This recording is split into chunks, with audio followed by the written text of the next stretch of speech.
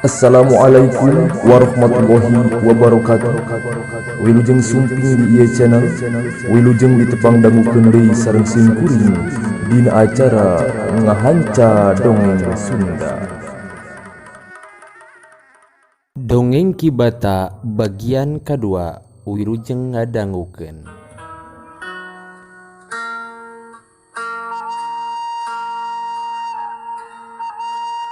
Pamiarsa sadayana dina dongeng bagian kahiji kamari urang kapotong wanci nalika Kibata keur mamatahan muridna ngeunaan pikih dakwah.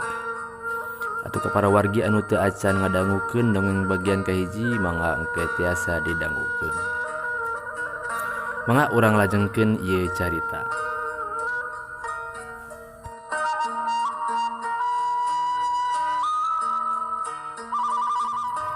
Jang, tah kitu dina dakwah teh urang kudu bisa ngagunakeun fikih dakwah jang.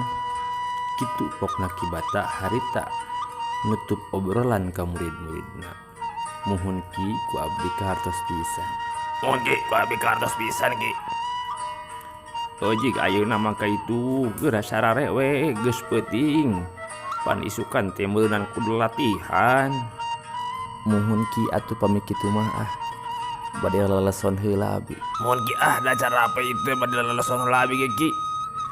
Kitu pokna harita bari turus we sararea bebenah peureum kalawan tibra.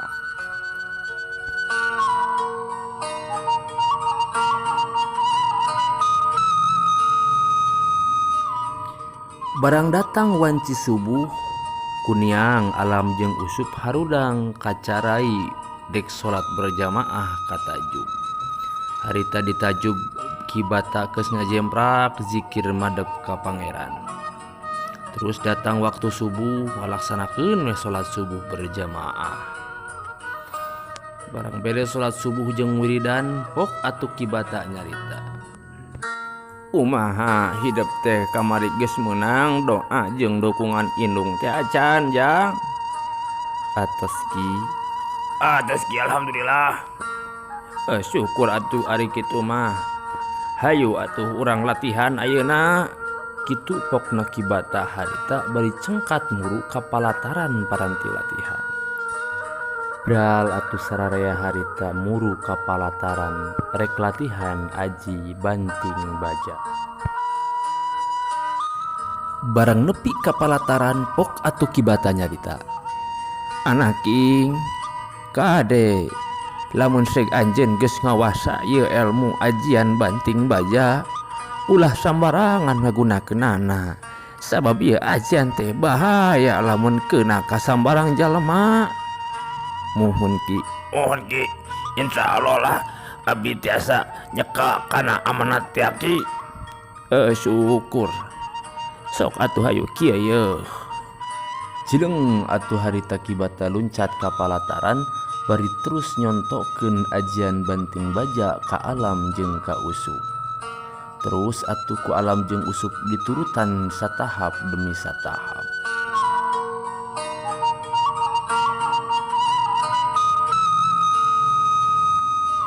Bray atuh panon poe ngagebray caang.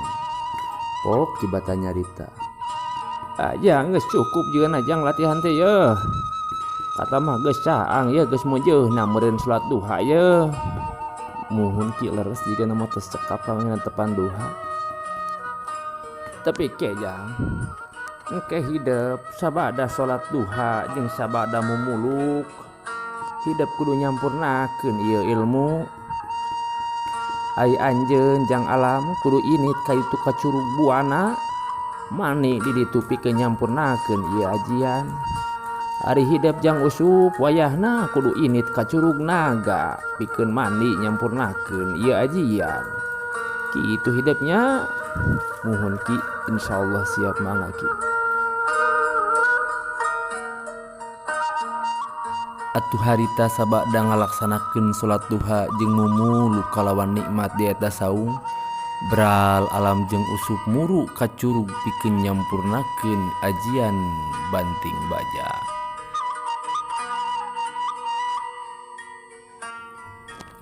Singkat carita Jang Alam jeung Jang Usup geus nepi ka curugna sewang-sewangan. Alam harita geus nepi ka curug buana, Usup oge geus nepi ka curug naga. Barang nepi ka curug buana, pok atuh Alam nyarita, alhamdulillah Gusti nepi oge geuning ka ieu curug. Mudah-mudahan we bisa nyampurnakeun ieu ajian di ieu curug Gusti Nu Maha Agung. Kitu pokna Alam bari melong kana eta curug anu gaguruh ku cai. Sanggeus lila korosot Alam mudar bajuna, kejebur Alam mandi di eta curug. Terus Alam mandi kalawan Jongjon bari ngararasakeun segerna cai curug.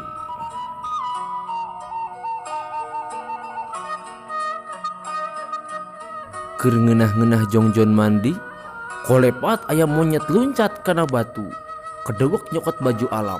Ningali kitu Jang Alam reuas, jeleng luncat mudag eta monyet. Hei monyet, kadieu keur eta baju kuring monyet. Hei monyet dagoan, eta kadiekeun baju kuring. Kitu pok Alam ngegeroan eta monyet. Reg atuh eta monyet eureun, terus ngaliuk melong ka Jang Alam. Ningali kitu Jang Alam oge reuas, reg atuh Jang Alam eureun. Terus nanya ka eta monyet, saha Andika? Kadiekeun eta baju kuring, kuring teu mawa salin ti imah. Anjeun ulah ngaganggu kuring, da kuring ge moal ngaganggu ka anjeun.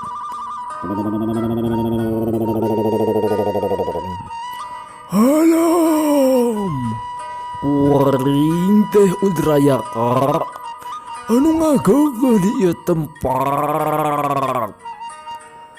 Sawae nu kumaha warani datang ka dieu kudu modar. Kitu pokna eta monyet anu si horeng lain monyet biasa. Waring monyet siluman anu ngagur-gur di ieu tempat. Heueuh, ulah ngaganggu ka kuring anjeun. Da kuring bener mau ngaganggu ka anjeun. Tong sok lobang ngomong sia. Asakeun ieu bantingan aing. Cileng eta monyet narajang ka Jang Alam. Jang Alam ngagilek luncat pikeun nyingkaan eta monyet. Akhirna kurger Alam jeung eta monyet gelut kalawan sengit.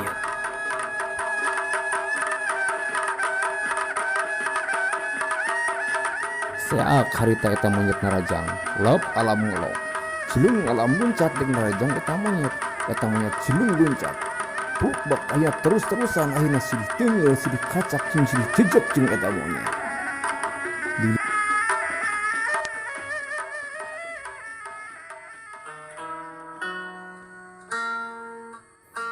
Lila bekirila eta pertarungan leuwih hangit.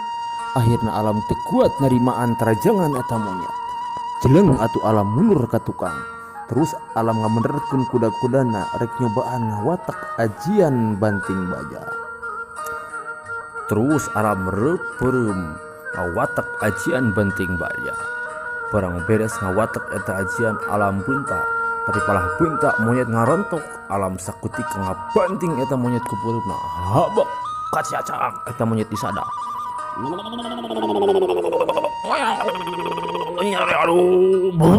Eta monyet namru mulapes taya tangan pangawasa. Monyet anu menang neungel Alam ngaleleh jiga plastik menang meulem. Alhamdulillah Gusti, salamet oge abdi ieu tina sarangan ieu monyet. Masya Allah, ieu teh ajian teh menika cida pisan hangitna eta monyet mending ngalaleh kitu geuning. Kitu pokna Alam harita bari terus nyokot baju dipakekeun ka dirina. Barang beres make baju, Alam gandeang init leumpang rek balik nuju kaki bata.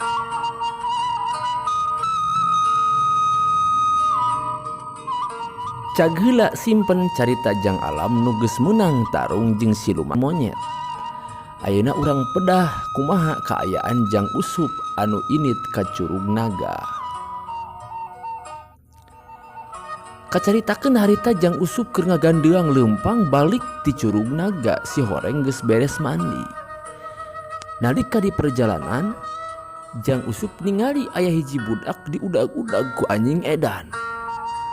Ningali kitu Pok atau Jang Usup. Loh, kalau unya itu budak euy da udag-udag gua anjing edan gitu nih. Kitu Pok bener. Terekel eta budak nu di udag ku anjing teh luncat naik kana tangkal kai da sieun di udag anjing. Karunya aing sampurkeun ku aing banting anjingna. Kitu Pok Jang Usup bari berenjeng lumpat nyamperkeun ka eta anjing.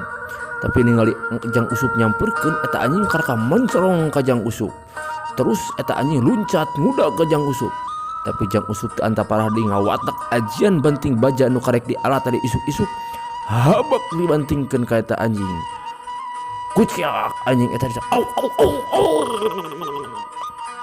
Anjing oge namru tutung jika menang melem.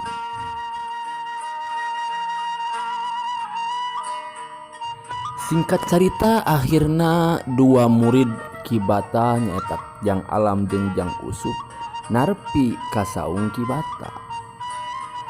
Assalamualaikum. Assalamualaikum.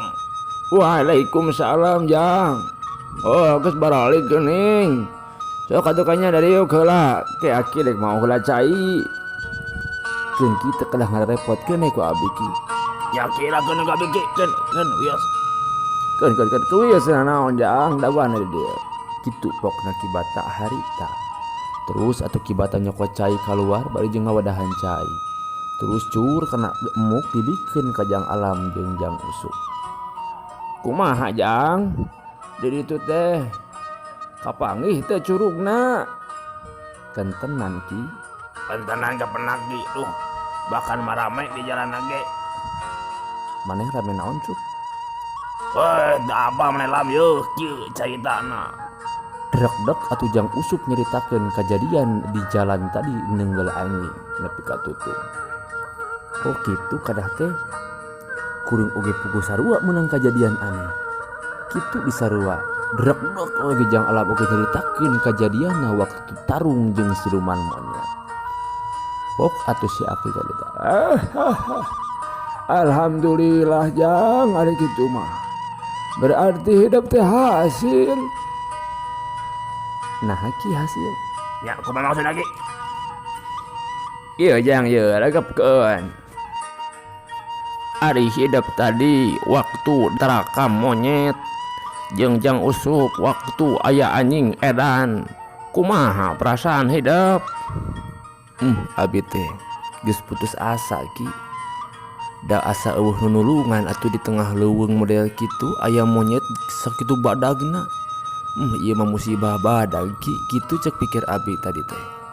Ya ki bener abi mikir teh hampir gitulah kira-kira. Gitu kapanan saha nu hayang urang teh dirontok monyet, diserang monyet, dirontok anjing, diserang anjing edan. Kan kabeh ge hoream. Tapi kan akibat eta serangan monyet jeung anjing akhirna hidup jadi apal. Hian ajib banting baja teh geus dikuasai ku hidup eta kabuktian geuning anjing jeung monyet teh kalale kitu. Muhun ki laras kitu panginten. Bener ki bener. Tah ayeuna mah mun hidup teu percaya kajadian ieu teh pernah terjadi baheula di zaman Musa alaihi salam. Kumaha ki caritana? Kieu ye. Tapi kalaki asa panjang teuing dongeng teh. Duy ka dieu heula we atuh ki. Bener Jang. Nepi ka dieu heula we para wargi sadaya dongeng anu ayeuna mah ke urang lajengkeun dongengna dina bagian anu katilu. Kadieu para wargi subscribe yeuh Kibata yeuh. Nya para wargi kanu tos subscribe hatur nuhun pisan, kanu teu acan mangga diantos subscribe ieu channel jeung like komen tiasa mah. Hatur nuhun mudah-mudahan para wargi sadayana sarehat jembar rezeki jeung dibabarikeun dina usaha. Amin ya rabbal alamin. Sakitu wae para wargi, assalamualaikum warahmatullahi wabarakatuh.